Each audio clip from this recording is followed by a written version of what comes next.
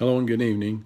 I just wanted to make a comment on the firing of Rex Tillerson. You know, he worked at the pleasure of the president.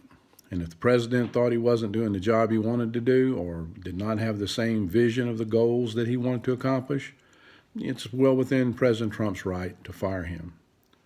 The problem that I have is that the way he was fired was just very unprofessional, very disrespectful, and actually haphazard. The president says that he'd been talking to him and said it was going to happen at some point. But when the day came when he decided to finally pull the trigger on it, he sends a tweet out.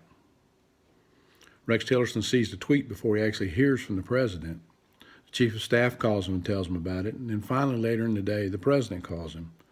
You know, that is really just no leadership. That's just poor. And, you know, we all have high expectations of President Trump. I don't agree with everything he does, but I think he's trying to get some things done. There's one more thing that he said lately.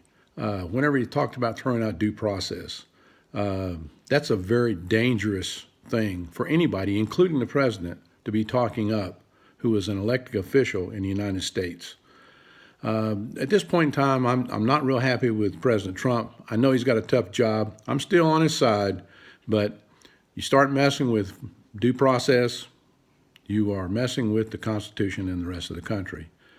When you start firing your cabinet, that's your business. But the way you treat people, that shows how you feel about people other than yourself.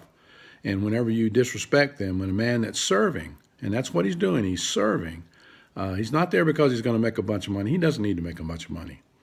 So I agree that if you have different views, fine, but do it face to face. Do it respectfully. Show people how a leader acts. That's not how a leader acts, to call them on the phone and say, I'm going to fire you next month sometime, and then send a tweet out about it, and then say, well, you know, he knew the way I felt. He knew it was coming. I've been telling him it was going to happen.